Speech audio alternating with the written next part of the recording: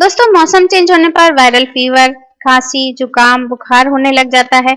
ये खांसी, जुकाम, बुखार की समस्या बच्चों और बड़ों दोनों को परेशान कर देती है। आजकल जितनी भी वायरल बीमारियां चल रही हैं, मौसम के साथ हर घर में फैल रही हैं। उन सभी के लक्षण करीब-करीब एक से होते हैं, इसलिए जल्दी से ये भी पता नहीं चलता कि हमारे घर में अगर बदलते मौसम में कोई बीमार हुआ है, तो आखिर उसे क्या हुआ है। तो ऐसे में मैं आपके लिए एक छोटा सा घरेलू नुस्खा लेकर के आई हूँ, जिससे आप सर्दी, खांसी, जुकाम जैसी सभी बीमारियों से राहत पा सकते हैं। तो जैसे ही आपके घर में किसी को भी ये वायरल बीमारियां होती हैं, तुरंत ही आप इनका सेवन करें या आप इन्हें पहले से ही बनाकर रख सकते हैं। ये नुस्खा आप बच्चों को भी दे सकते हैं और घर में सभी बड़ों को भी दे सकते हैं। तो बहुत ही जल्द से जल्द आपको इन मौसमी बीमारियों से और इन वायरल बीमारियों से राहत मिलेगी और आप बिल्कुल सुरक्षित हो पाएंगे। तो चलिए देखते हैं क्या है ये और इसे कैसे बनाना है। इसे बनाने के लिए सबसे पहले आप कोई सा भी एक छोटा पैन या कोई छोटा बर्तन ले लीजिए।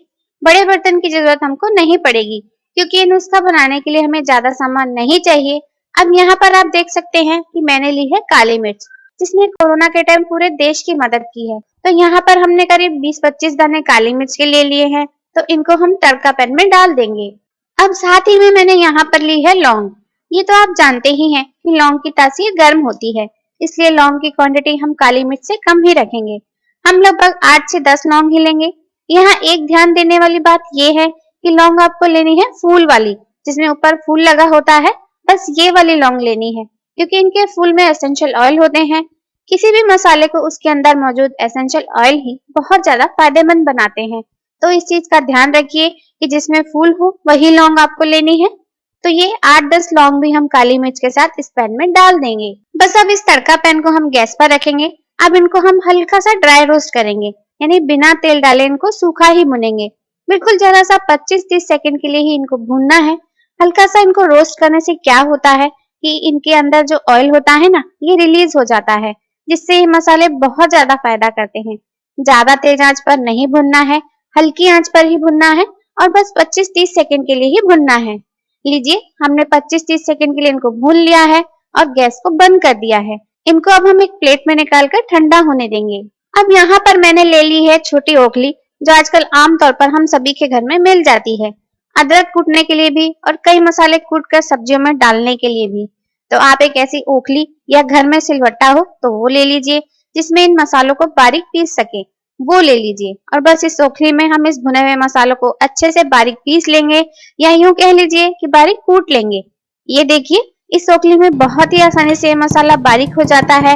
आप इस तरह से थोड़ा घोट भी दीजिए, यानी गोल गोल घुमा दीजिए, इससे बहुत अच्छे से पिसकर बारीक हो जाएगा। तो लीजिए, दोनों भुने हुए मसालों को हमने बढ़िया पाउडर बनाकर तैयार कर लिया है। ये देखिए, कुछ इस तरह से आपको इनको पीस लेना है। अब वापस से हमने वही तड़का पैन ले लिया है और अब यहाँ पर मैंने लिया है 1/4 कप गुड़। गुड़ को हमें थोड़ा चाकू से बारीक बारीक काट लेना है। अगर आपके पास गुड़ नहीं है तो गुड़ की जगह एक ऑप्शन और भी है आपके पास, वो ये है कि आप शहद का इस्तेमाल भी कर सकते हैं। लेकिन कोशिश करें कि शहद अगर आपके पास देसी वाला हो तो बेस्ट है। वैसे इस नुस्खे में गुड़ बेस्ट है।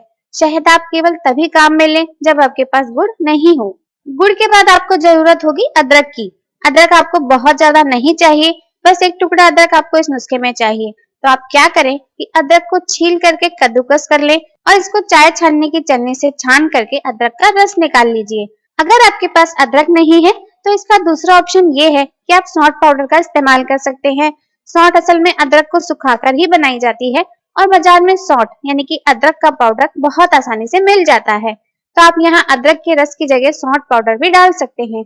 अगर सौंठ पाउडर डालें तो जो ये हमारी खाना खाने वाली चम्मच होती है ना, वो आधा चम्मच सौंठ पाउडर डालें। और अगर आप अदरक का रस डाल रहे हैं तो 1 चम्मच अदरक का रस डालिए। तो मैं भी यहाँ पर 1 चम्मच अदरक का रस ही डाल रही हूँ।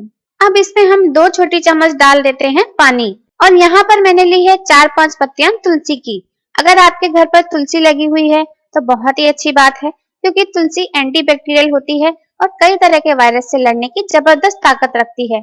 इसलिए सर्दी के मौसम में तो डेली की चाय में भी और बच्चों को दूध में भी 2-3 तुलसी के पत्ते उबाल कर फिर चाय या दूध पिलाएं, तो घर में सभी लोग सर्दी, जुकाम, खांसी से हमेशा बचे रहेंगे। तो हमने तुलसी के 5 पत्तों को भी तोड़ करके डाल दिया है।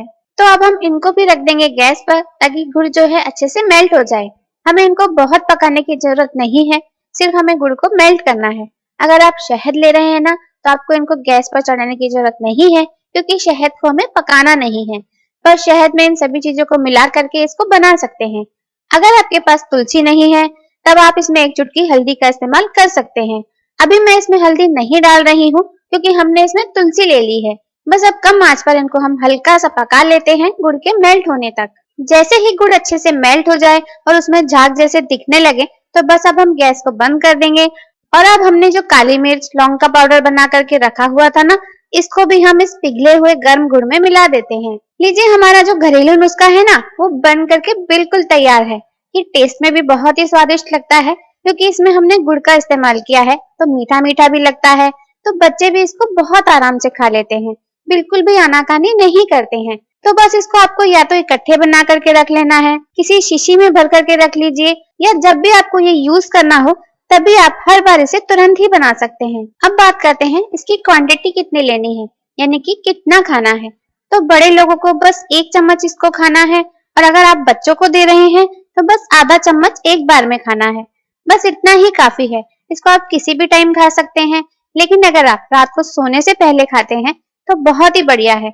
ये रात भर शरीर को गर्मी भी देगा, और रात को उठने वाली खांसी नहीं उठेगी, छाती में जकड़न महसूस नहीं होगी, नाक बंद नहीं होगी, तो नींद भी बढ़िया आएगी।